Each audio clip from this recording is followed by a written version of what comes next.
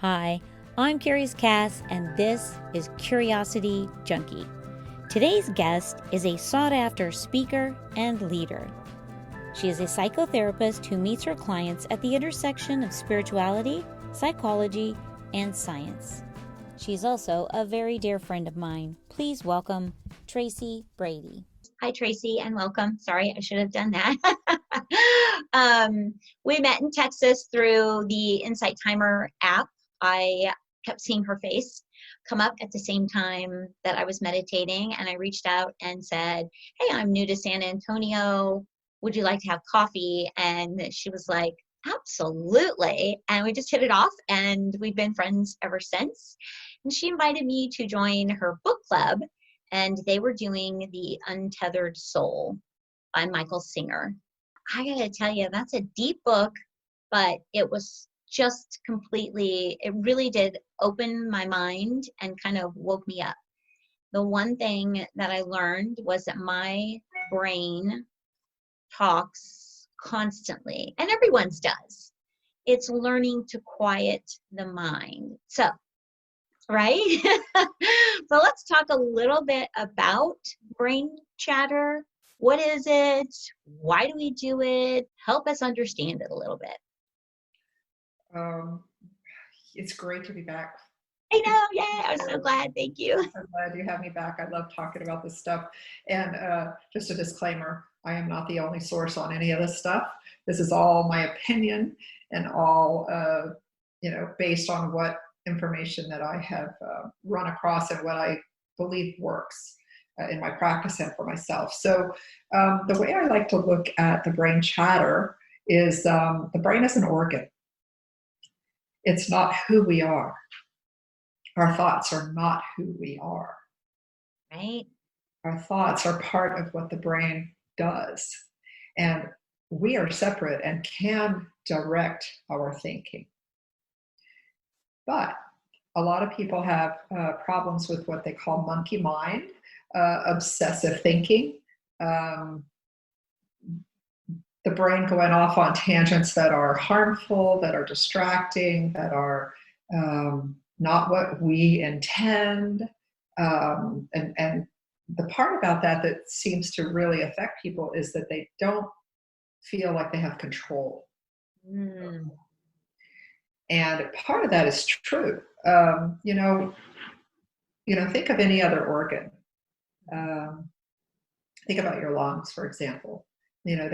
They exchange carbon dioxide for oxygen all the time at the cellular alveolar level, always doing that without any help from us. I mean, if you try to stop breathing, you will pass out and eventually start breathing again. You have no control over that, And so would you like for your lungs to stop doing what they do? No. Oh. I don't want to stop any of my organs from doing what they do because they serve a purpose. It serves a purpose, a divine, lined up purpose. It's all part of the deal. And so the brain's purpose is to think, to provide thought, to provide rationale, to warn us. We've got the amygdala part of the brain, which is the fight, flight, or flee part of our brain, which a lot of people nowadays live in, which is kind of hard. But anyway, the brain is designed to protect us. It's designed to warn us. It is designed to think pretty much nonstop. Even, you see that in sleep. We're still going on and things are getting shuffled and thoughts and things are, but in our waking state, in our current awake state, it can get to be almost like I'm an analogy junkie, and sometimes they work. Oh, I love it. And sometimes they don't. But what popped into my head was the idea that, if at some point in your life you got caught in a rainstorm and it was bad, and it soaked all of the whatever you had, it couldn't get soaked. So now every time there's a cloud in the sky, your brain thinks you need to carry an umbrella. And so not only does it think you need to carry an umbrella, it tells you need to have it open. Oh. It not only thinks you need to have it open, you need to have a huge one, and you need to wear a raincoat and a hat. So you walk around in the sun with a raincoat and an umbrella all the time, just in case. And that's kind of what the brain does. It gets on a roll thinking that it's helping us. And sometimes it gets very annoying. Yes, it does. Really. But, when you talk about self-care and self-love, well, one of the barriers, I think, to that is our brain's kind of way of motivating us. Mm. It'll motivate us in whatever way it can to protect ourselves or to defend what we think is, or who we think we are, that kind of thing. Right. Sorry. I like that. Who we think we are, Mhm. who the brain has told us we are. Exactly. It tries, and people like to use the term ego. And I'll use it because people are familiar with it, but it has a negative connotation. I don't like that because the brain is designed to protect us and help us. The ego gets involved, which it's always involved, but when it takes over, we run into problems, and people try to fight that. And they say, I've got to stop that. I've got to stop that chatter. I've got to, it's becoming harmful. It's not helpful. It drives me crazy. And when we resist those thoughts, what do you think happens? Mm-hmm. Well, you're kind of, it's that same thing. You're pushing it down. You're ignoring it. It gets stronger. Mm-hmm. Because the brain senses when we say stop thinking about this, it senses that that's a dangerous thing to do. Oh, right. So anytime you resist something that your brain is trying to do, rather than accept it, you say, how can I possibly accept these horrible thoughts that my brain is giving me, or these less than helpful or drive me crazy kind of things, or it wants me to hurt myself, or it's telling me to drink more, it's telling me, how am I supposed to accept that? Those are horrible things. Well, the first way to get through that is not to push them away, because you're going against everything that the brain, you're like, you have to accept that the way the brain works is to protect you. And if you're giving it something that you think that it sees as fearful or harmful, it's going to buck up harder and stronger against that. I mean, think of a physical resistance. If this is a wall and this represents my thinking, and I don't like it, and I push against it, the pressure that I feel between there, depending upon how hard I push, is the suffering that I cause myself, the pain that I sense, the pressure, right? So the harder I push, I could push so hard I break my fingers off. Right. Okay. The way to relieve that is not to push against it, but to allow space for that. And Tara Brach does a great job of that with her Rain and After the Rain. I would encourage people to look at that. But we have to allow space for things, and this running away from. When does it ever work forever? Right. Eventually, we run into a place where it stops working, and we have to find another way. So we're always searching, and we're never, or our sense of feeling at peace is so fleeting that we're constantly, okay, now when this ends, what am I going to have to do to get it back? Oh my God, that just makes my heart rate jump, like just thinking about it. Right. Yeah. One of the things I think that I discovered in recognizing that there is the brain chatter is the self-talk. For me, it was what I was telling myself without even realizing I'm telling myself these things that kind of kept me in a cyclical pattern.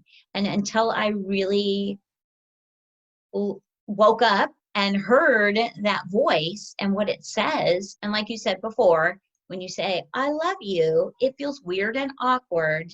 But if I sit with that for a second, it sounds dorky. I know it does. I know it sounds dorky, but it truly has power because you can feel it. You feel that shift in the negative to a more positive, just internal feeling. And it always makes me smile. Whether I'm smiling at this is a quirky thing to do, either way, it makes me smile and it brings me a little piece of joy. So Well, it says, Cassie, it comes forth from you. And what you're doing is you're retraining your brain to know that you're safe and you're okay and you're accepted. yes. And so from that perspective, the brain is less likely to want to protect and defend and warn. When there's not a lion coming to eat you. Exactly. But it's just your hair is out of place or something, but the way it feels inside, yourself is very scary. One thing you mentioned was when you talked about, you said, I hear myself say. Mm-hmm. I think that's what you said. And I would encourage you to see or view the thinking as separate from yourself. So I noticed, or I'm aware, that my brain is creating thoughts about my hair needing to be different. I notice that I am experiencing some anxiety because the thinking is negative or detrimental, and we can question those thoughts. Is that really true? Well, maybe it is. Maybe my hair is out of place, or maybe it is gray, or whatever. Can I be okay with that? The brain is a great record of the past. It's basically a computer, and it's very regimented. And so if at some point I believed, or the brain decided, or I had an experience where I used to have dark hair and blue eyes and olive complexion. And everybody said how wonderful that was and how rare and how beautiful. Well, I got that into my head. So when I started turning gray, it was like, there's something wrong. I'm not going to be as attractive. I'm not going to be as unique. I'm not going to be, and what does that mean in my brain? My brain tells me that that's unacceptable. That's like a lion coming to eat you. So I start pouring all sorts of color on my hair, trying to make sure that I'm accepted, And the reality of it is that even if I am accepted externally by the masses, because I conform to whatever the masses say I'm supposed to do in order to be accepted, if I don't accept who I am, I'm still going to feel unacceptable. Yeah, and I think a lot of people, male, female, I think it's a human condition that do kind of get caught up in that and what other people think versus what really is important to you. So, yes, and thinking about the brain and its manner of controlling us, it can only go with what it has been exposed to. And so if I were exposed to a childhood where certain things were acceptable, certain things were unacceptable, and I told myself, or I made this vow, or my brain created a rule, Mm-hmm. when I was 5 or 7 or 12 or something like that. That might have helped me at that time. It was likely something that my brain needed to create for me to protect myself. At 30, 40, 50, 60, unless those belief systems are brought to the surface, we become aware of them, we examine where they came from and make new decisions about them, they're going to run on automatic.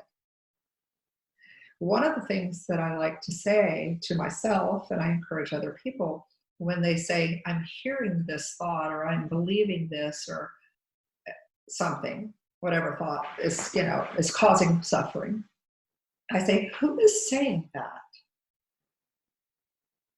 Oftentimes it's a caregiver or a parent. It's not something that's coming from the depths of our knowing. Right. And often we can trace these back to conditioning. And then we get to make a new decision about whether or not that's serving us at this time. Because remember, the brain is all about protection and all one. And if we decide or tell ourselves or tell the brain or acknowledge that, yes, this was a time where we did need you to think that way. And we appreciate that. But now it's not so helpful. But still appreciate the effort that you're giving me, brain. Talk to it like it's a friend, because it really is a well-intentioned friend that sometimes just doesn't have the whole picture. And it's, you know how you'll talk to a friend about something going on in your life or your relationship, and it's almost always something bad that we need somebody to talk about, right? Talk to. And so they'll remember 6 months down the line how, your partner said something ugly to you. Well, 6 months has occurred, and you guys are way past it. You don't even remember it, but they're still on it. Yes. And they're like, that jerk, or yeah, he's still being so mean. And you're like, what are you talking about? That's the way the brain thinks. It's got your back all the time. So when you hear these, when you stop and become aware of what is running in the background, and usually the only time people stop and pay attention to that is when they're physically noticing something. My heart's racing, I'm nervous, I'm anxious, I'm having PTSD, I'm having an anxiety attack, I can't sleep, I have trouble eating, my guts are messed up, I have psoriasis. This is usually, your body is a very informative tool. And if we pay attention to what messages we are allowing ourselves to believe, allowing ourselves to run on automatic, a lot of those things can be cleared up. Yes. The thing you said that kind of stuck with me is your brain is your friend. I don't think I've looked at it that way. I think I've been looking at it more like it's telling me things that aren't necessarily good for me, because I'm only noticing it when it's saying something negative, instead of appreciating, like you said, that's a great, well, like, why would I say that? And who is saying that? It's brain. How are you trying to protect me by saying this? What automatic programs are running in the background of my experience and my subconscious that's informing my cognitive expression that I'm hearing today? Right. Do you think some of that has to do with the stories that we tell ourselves? And we tend to start that story, kind of like what you were saying, start that story when you're young, and in the time it served you, and over time maybe it's changed and the story's gotten bigger, or it's developed into a full-blown movie and you're that story's constantly running in the back of your head. So when something does come up from the brain, the story kicks in, or even in life, that story kicks in. Is that the brain also then, that storytelling that you've held on to? What is that piece? Well, you're reaching into what I consider the brain's um, part in creating our reality. Mm. And as long, the brain's a file system, and it expects, like when you're 2 years old and you learn what a ball is, and you learn that it's round. And so every time the 2-year-old, you have a grandson now, right? Yes, Sam. Mm-hmm. He's not He's too. adorable. I know. And so when that little guy learns to say ball and he knows what a ball is, you may take him out to somewhere and he may see something round Mm. and say ball. It's not a ball. Right. But to him, everything round is a ball. Mm. And so the brain is very similar to this. And it will say, oh, it looks like somebody's being ugly to me, because it has the same kind of characteristics in my experience from when I was 13 or something. And so we get very defensive and we get very on alert, and we say this person or this thing is bad and it's trying to hurt me and stuff. When in fact, I mean, they may be. You got to pay attention to that. But Right. more than likely, it's a call and a mirror for us to examine what we're carrying as far as defenses that may or may not still be helpful. A lot of these things that we carry with us, and you said about the brain being a friend, a lot of these messages and vows and programs that our brains continue to perpetuate were coping mechanisms that got us through some very difficult times. And so in that regard, we really do need to be thankful for the way our thinking has gotten us through some of these difficult times. But they don't always need to continue, and sometimes they don't always need to continue at the same fierceness or Right. fierce level. We're not always getting eaten by a lion. When I was in school, I was 8 years old in third grade, and everybody had on bell bottoms, and I didn't have any bell bottoms on that day. And so I felt very much like I was not accepted. And so that feels in my body like a threat. Mm. And humans are the only creatures that we're aware of, that I know of, that our brains don't know the difference between what is actually happening in our experience or something we're imagining. Right. Because think about it, you can imagine yourself at the beach, Mm-hmm. and hear the ocean, and you can smell the breeze and the salt air, and you can feel the sand and the sun, the heat of the sun warming your body, and even the terry cloth of your towel. I mean, you can really experience being there, and you're not there. So if you think about it, if your brain is creating these, or coming from a scary scenario, Right. for example, that we've experienced in the past, because it's a record of the past, and it says this is also a ball. Mm-hmm. Right. It's really a very interesting concept, but one that starts with awareness that we are not our thoughts. We do have some ability to work with our brain, although we cannot stop it, and nor should we want to, because it's the only thinking part that can carry messages down to my fingertips when I touch a hot flame. So we don't want to shut that thing off. It's important. Right. I think that's amazing in that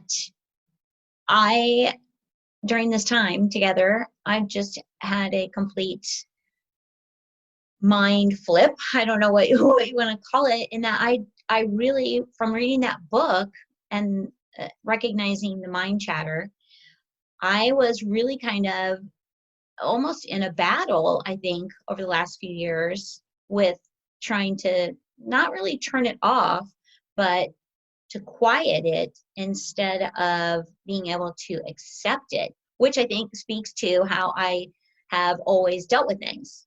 Push it down, quiet it, don't talk about it, ignore it, everything's going to be okay, which I don't know if it's just me, but I feel like a lot of people do that. We are not taught to deal with our emotions, with our feelings, and so it's easier just to ignore it. So I'm so glad you said that you really have to look at it, that it is your friend. You wouldn't want to turn it off.